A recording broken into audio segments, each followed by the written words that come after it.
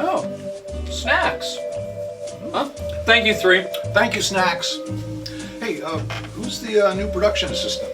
I think he goes by the name Ringo. Oh, Ringo, huh? Well, it's good to have you on board, Ringo, huh? Do you play the drums, huh? No? No to Ringo or no to the drums? No?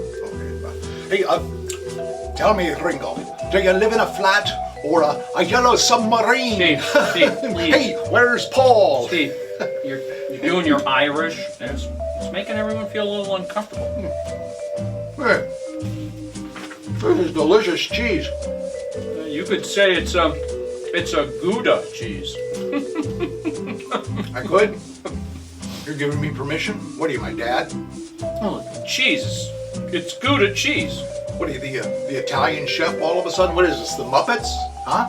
Huh? Where's Mert and Bernie? No, Steve, you're thinking of the Swedish Chef and the Muppet Show, and it's Bert and Ernie, and you know they were Muppets, but they were never on. And the just Muppet look how it's cut. Show.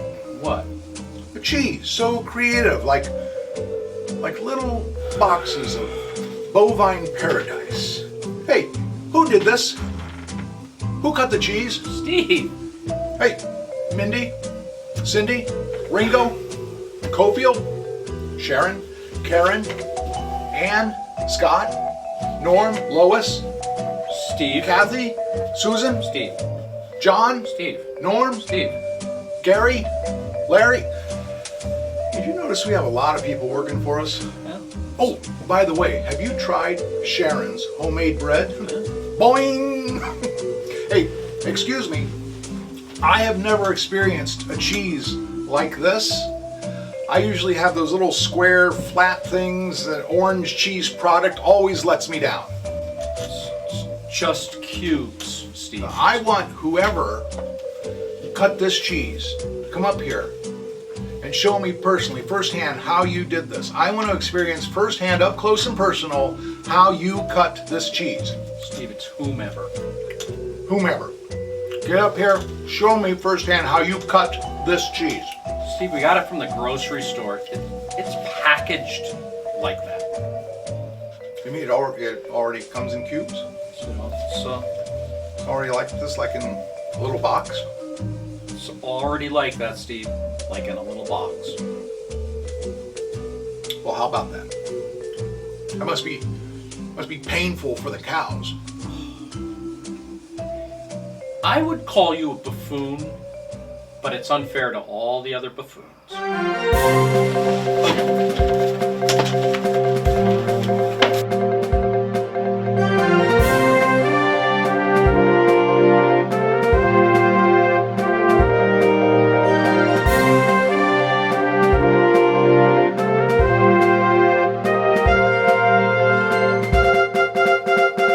Welcome to This Week in Review with Maine Rep and the Chamber of Comedy. I'm Dave Hanwright. And I'm Steve Burnett. And this week's update brought to you by Molly's Mustard. It's just like ketchup, except it's yellow and it tastes different. Ben? Steve, the 1950s Lerner and Loewe hit musical Paint Your Wagon has a song entitled I Talk to the Trees. The movie version, released nearly 20 years later, had that very same song, sung by the show's young star, Clint Eastwood. Yes, a Broadway musical legend in his own right. I wouldn't say But that. Maine Rep caught up with a real-life tree conversationalist recently who tells us sometimes those trees talk back. That's right, Steve. And irony of ironies, his name is Clint Westwood of Panic Falls, affectionately known by the locals as the Tree Whisperer. Clint tells us, sadly, what the trees tell him isn't always fun and games. Yeah, no, I understand. Maybe it's just his way of saying, this is my tree. I peed on it, nobody else's. I would look at it more as a compliment than anything else, I guess. It's a gift. It can be a curse, too, if I don't know what to say in the moment. I'm not a licensed therapist. I fixed hats for a living. I guess I'm just like, why me? It all started one weekend during my hike through the Patsy Kleinberg Nature Preserve when I suddenly heard a psst. It took me a while, but I finally discovered it was a tree trying to get my attention. And the things it told me. Oh. Yeah, sometimes I feel like I'm hearing confessions. I'm uncomfortable sharing details because of my tree whisperer confidentiality oath.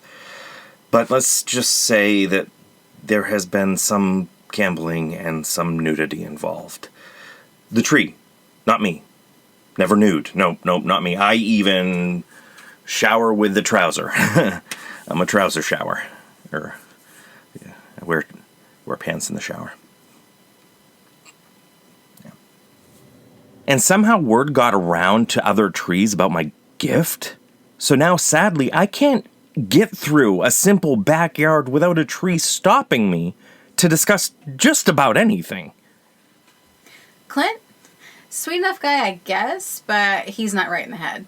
One time, my husband Carl and I spotted him sharing an ice cream cone with a fire hydrant.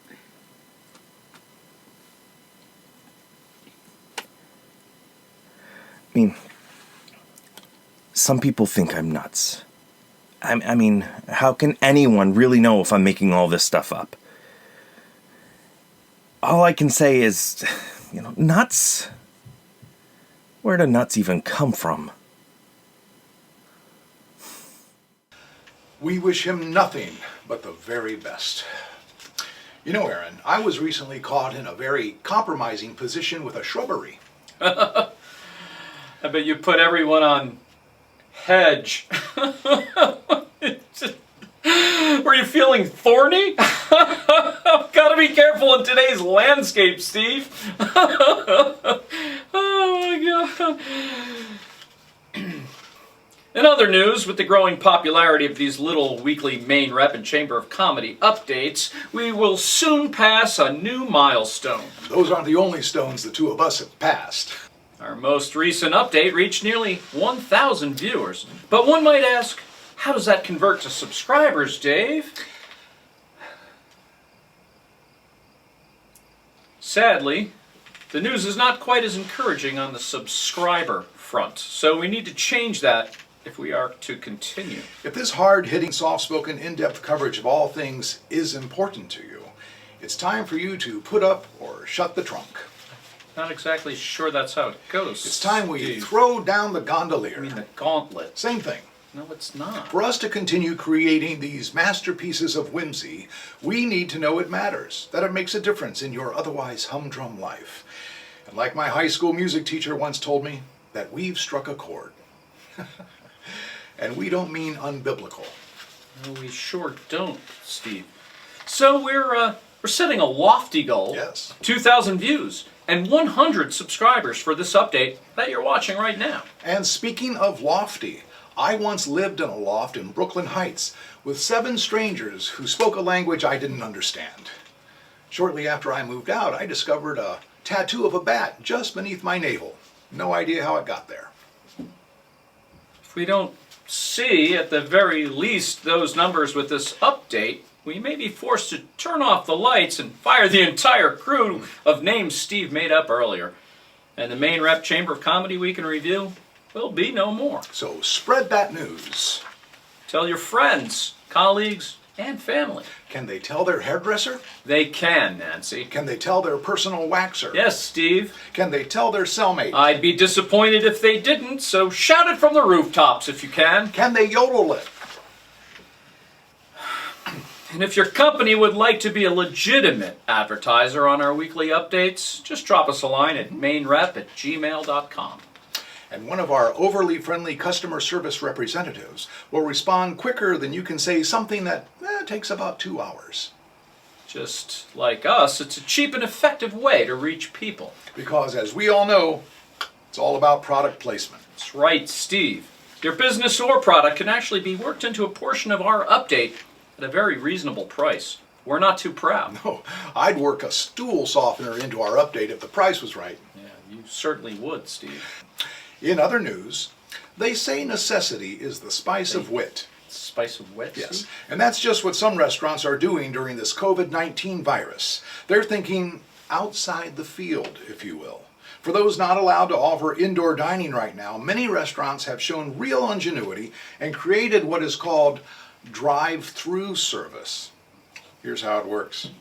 You drive your car up to a box with a little speaker attached. Steve, that's not new. And there's a teeny weeny person inside that box. That's not how it works. And this little leprechaun will ask you for your order. Now, they don't all have an accent, so don't be thrown by that. Then you drive around a while in the parking lot until another leprechaun throws the food at your car. So you're going to want to make sure to have all your windows open. Steve, you got that completely wrong. You know, what I think is great is it's giving work to our underemployed leprechaun community. Cora Beth? There's a new pest discovered on dogs that's giving ticks a run for their money. You know, I once had a tick. Huh? I used to roll my eyes, leap in the air, and clap my hands anytime I heard the word sauce. It's called the cuss tick, and it's a hybrid of a tick and an eastern Tennessee locust. It's first discovered on a dog in the Smoky Mountains. Oh, Smoky Mountains, Gatlinburg, Pigeon Forge. Yeah. Hello, welcome to Dollywood. Dollywood? Yes, it's Dolly Parton, the amusement park. People are calling Dolly Parton an amusement park? That's not right. The cuss tick, if given the chance, can suck the blood out of an entire Great Dane in less than 24 hours if left unattended. Sounds like someone I dated in college. We know that's not true, Steve, because you didn't go to college. Canine experts recommend to avoid this nasty pooch predator. Keep your dogs brushed and their fur trimmed to about 1/8 of an inch. Sounds like someone I dated in college. And now with a personal note, here's Steve. Thank you, John Boy. Sometimes we get it wrong. Yes, despite the reviews and wonderful feedback we've been getting, we're still only superhuman. Last week we reported the death of 118-year-old local humorist and cartoonist Midge Clampers. Well, as it turns out, old Midge was not dead after all. Thanks to the research efforts of our crack staff of investigative reporters, we have come to learn that Midge is just a deep sleeper and that she had really tied one on the night before. And yes, while the list of our newsworthy mishaps is growing, as you recall, we were the first and only to report the abduction of Cape Dolphin lobsterman Surly Gavant by aliens driving a Mazda Miata, only later to discover it was Surly's interesting-looking sister, Deborah, driving Surly to an eye doctor appointment. We were also the first and only to inform you that the state of Maine was hosting the first Big Tricycles Across America Jamboree, only later to learn it was actually just a bunch of lost older gentlemen and ladies driving those three-wheeled motorbikes and stopping in a local saloon in a run-quit because they had to pee. And if my journalistic magic 9-ball isn't lying to me, I'm guessing we're not finished getting things wrong. But what you can count on from us is this. This just handed to me by a very short person. Oh, hey! Great news. Midge Clampers has finally succumbed. So, never mind. Elizabeth? That's it? Yes, the apology tour is over. We got one right. In fact, you could say we were very early with this one. That's kind of cold and heartless, don't you Well, think? sometimes news is like a cold fish sandwich, Mr. Godsey. Served up on a bed of lettuce with too much tartar sauce and a slimy tomato that ruins your bun. That makes no sense. Well, welcome to Journalism 101, Mary Ellen. That's This Week in Review with Maine Rep and the Chamber of Comedy. Thanks for joining us. I'm Dave Hanrick. And I'm Steve Burnett. Until next time. Remember, when news breaks out, so do we. Oh, and a special shout out to all the moms out there who had babies as we celebrated Labor Day weekend. Thank you, and good night. Steve, it's not that kind of Labor Day and Labor Day weekend. Oh, well, you know, I've never given birth, so I'm not in a position to judge. What? Hey, by the way, do you like the Beatles? I like the Beatles. I mean, you know, their early stuff is okay, but you know, as they matured, the writing, the lyrics, they had a real depth to them. Yeah. How about you? Oh, I like crickets and grasshoppers. Of course you do. Oh, by the way, a little birdie told me that you and the missus recently celebrated an anniversary. That's right. I'm really surprised Surprised by what? that you remembered. I didn't remember. I told you a little birdie told me.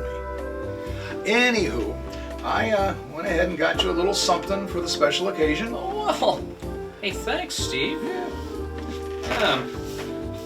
Usually these come wrapped in a shrink wrap. Yeah, you know, I thought so too. I thought, Hey, anyway, you know, I didn't know if you and Carol like dark or milk, but you can never go wrong with the milk chocolate. So. some are missing. Oh, what? Oh, wow. Oh, you know what? I've got the receipt, so you can go ahead and take care of that on your own. There you go. Thank you. Sure. Hey, Steve. Yeah. Is it really true that you react when someone says the word sauce?